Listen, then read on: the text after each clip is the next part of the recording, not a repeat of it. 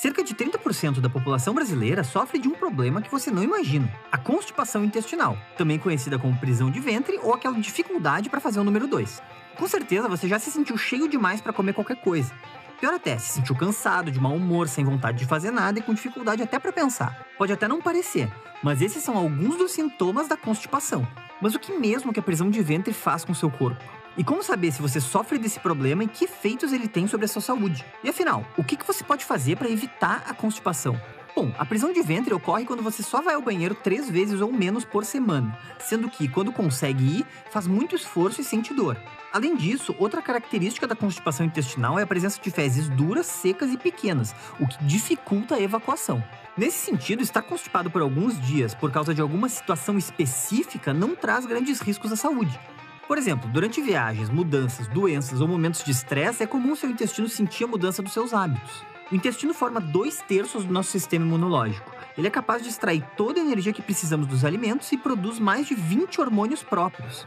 E é por isso que o intestino sabe exatamente o que gostamos de comer, quando comemos, o quanto de água ingerimos por dia e qual é o horário em que vamos ao banheiro. Quando mudamos algo, ele percebe e estranha. Por isso, mudanças alimentares podem ajudar e muito na regulação do intestino. Dessa forma, consumir alimentos ricos em fibras insolúveis, como batatas, banana verde, cebola, alho, aveia e cascas de vegetais, são uma boa solução. Isso porque esse tipo de fibra umedece o bolo fecal, facilitando a sua movimentação pelo intestino. A ameixa roxa também está presente nessa lista e é muito utilizada, inclusive na produção de laxantes. Outra maneira de evitar a constipação é beber água. Quando há pouco líquido no corpo, ele busca a água primeiro no bolo alimentar, deixando as fezes mais duras. Assim, ir ao banheiro fica cada vez mais difícil e dolorido. Pessoas que transpiram pouco ou que passam muito tempo sentadas geralmente precisam de mais água para atingir níveis adequados. Existe ainda mais uma dica quando o assunto é combater a prisão de ventre: os chamados HIIT, ou exercícios intervalados de alta intensidade. Isso aí, você ouviu direito. Estudos apontam que esse tipo de exercício, especialmente quando praticado em subidas ou escadas, se mostrou eficaz no fortalecimento da musculatura intestinal e no estímulo dos movimentos pélvicos, o que pode facilitar muito na hora de ir ao banheiro. Por outro lado, uma revisão sistemática publicada na revista Nature apontou que períodos prolongados de dificuldades para fazer o número 2 podem levar à constipação crônica.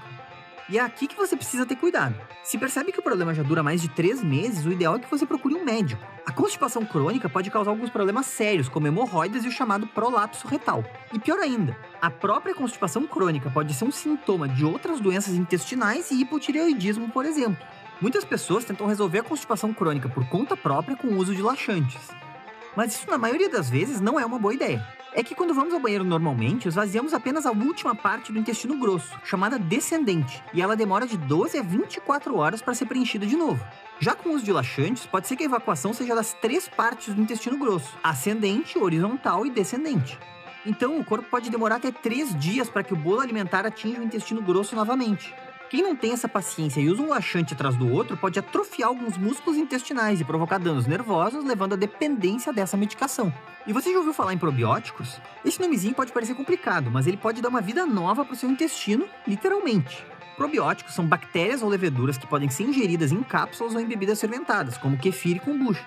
Essas bactérias do bem causam um processo de fermentação natural no seu intestino, protegendo as chamadas vilosidades intestinais, responsáveis por promover a absorção dos nutrientes e criar uma barreira contra substâncias nocivas. Apesar disso, existem algumas controvérsias sobre o assunto. Por isso, o ideal é que você use probióticos sob recomendação médica ou de uma nutricionista. No fim das contas, cuidar do seu trânsito intestinal é muito importante para a sua saúde. Então, mantenha uma alimentação balanceada, beba muita água, se exercite e, se preciso, procure um profissional da saúde. O seu intestino vai agradecer, funcionando muito bem.